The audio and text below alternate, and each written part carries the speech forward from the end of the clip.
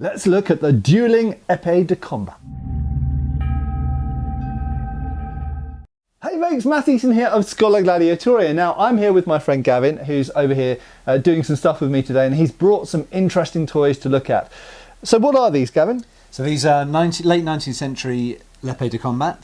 So they are, you might call them dueling swords. They're swords specifically designed for fencing, dueling, but they have sharp points. So they are designed to cut and damage. Yeah, so let's talk about what these are and what these aren't. So as Gav just said, they are épée de combat. That means épées for combat. Complicated French there. That means that they are the sharp, real versions of the épée. So in modern Olympic or FIE fencing, there are three weapons. There is the foil, which is what you normally learn when you're starting out. Then there's the épée, which is this, and the sabre. So ignore the foil and the sabre for now. This is the épée. Now you'll notice this has a very large bowl guard.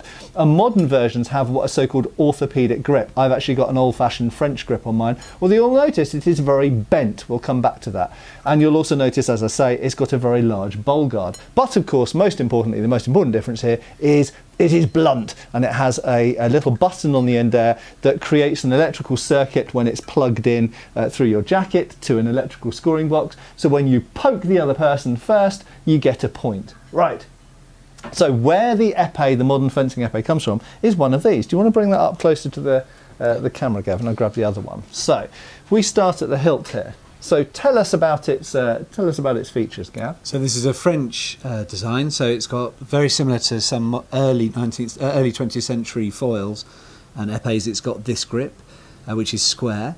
So quite different from a sabre, which is normally more oval.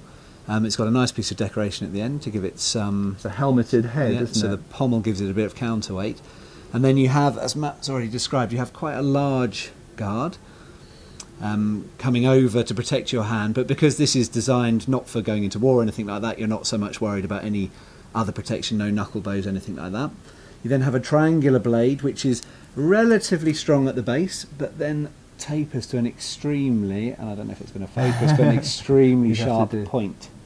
Very, very, very pointy. Much more narrow than you'd expect on something for military use. It's like a needle almost, isn't it?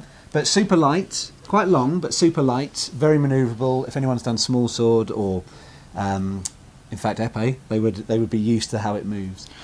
Right, so before we go into these specific épée de combat, because there's a few things to say about these and how they differ to a modern fencing épée, apart from the fact they're sharp rather than blunt, there's some other differences as well.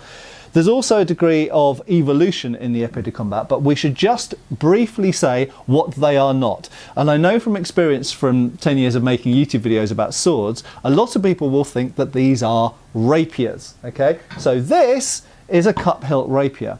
A cup hilt rapier is not an épée, okay? So an épée and a cup hilt rapier, despite the fact that they've got vaguely similar looking guards on them, are extremely different objects. In simple terms, without beating around the bush too much, the rapier is longer, it is heavier, it can cut as well as thrust, it has cross guards on it, it in many cases has a knuckle bow or other forms of side guard, and it has a fairly short grip and a large pommel. And you put, most importantly as well, to where you hold it, it has finger rings in here that you either put 1 or 2 fingers over. So you hold it in a different way, it's got a different type of guard, it's got a different type of grip, it's got a different type of blade, and it's heavier, it's bigger, and you use it in an entirely different way. So the épée is not really, hardly at all, like a rapier. What it's more like is a small sword, and that's where it comes from. So this is the earlier small sword. This happens to be a colishmard type, which has a broad base to the blade.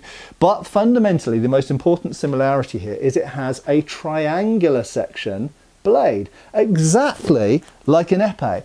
Now, although this has got the broad section at the base, the colishmard, that's specific to the colishmard small sword. Lots of other small swords don't have this broad colishmard type. The most important fact is it is a purely thrusting sword. It's a triangular cross-section blade, hollow ground.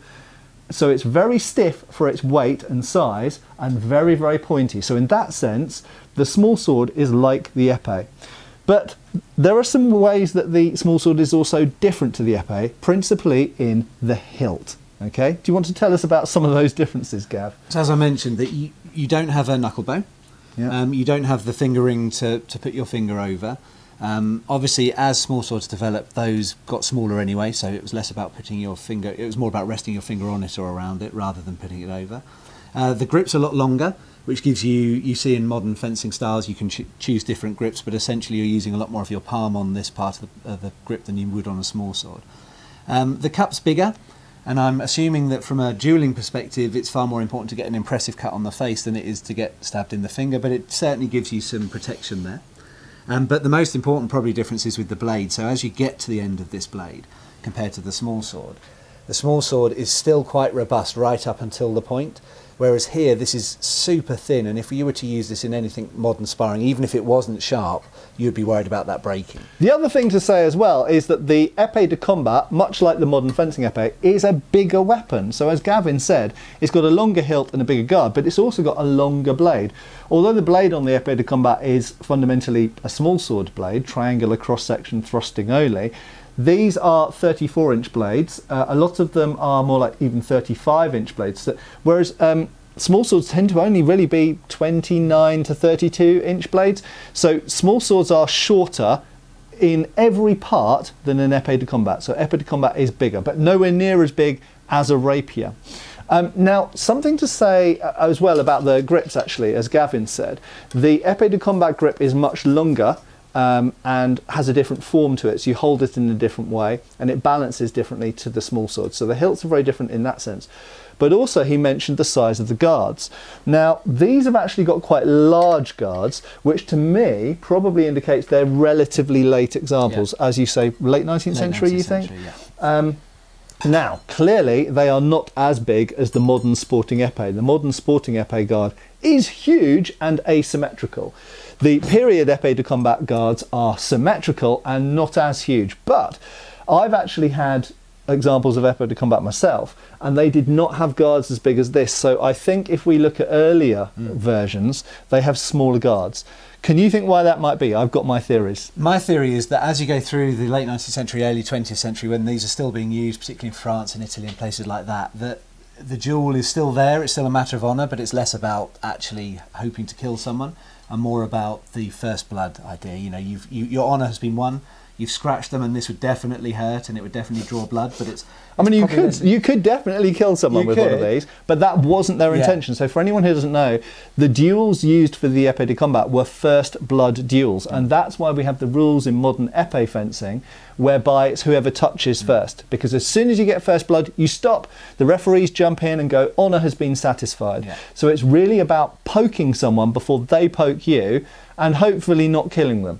And that's why I think the guards are bigger. I think it's, in my opinion, it's to protect the hands. Yeah. It's less important to injure the hands. Yeah, because if you hold your hand up your other hand up for a second, a prime target. Unfortunately, this was an accident that happened occasionally. Unfortunately, in HEMA we have finger accidents. I've had broken fingers myself. Lots of us had. You've had a few broken fingers, haven't you? But with a sharp point, if the purpose of the duel is for honour to be sacrificed, what you don't want is two people who are just basically trying to poke the other person's finger or thumb for honour to be satisfied, because that wasn't, I think culturally, that wasn't seen as enough. If you've got a tiny scratch on your finger, that's not enough for honour. Yeah. So I think what these big guards are about is trying to protect the hand, so that if you do get poked somewhere, it's not in the hand, it's somewhere more meaty, like your armour or your shoulder or something like this, or possibly even your chest or your face, so that honour can be satisfied and the people's argument can be over and they go about their lives and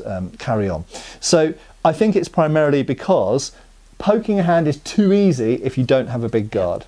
And I suspect that's why they started out with the épée de combat. Thought, I've had this great idea. We're going to make these new small swords to settle matters of honour. And then everyone started poking each other in the fingers, and it's like, that's not settling honour. Let's make the guard bigger so you can't just do that. I think that's my theory.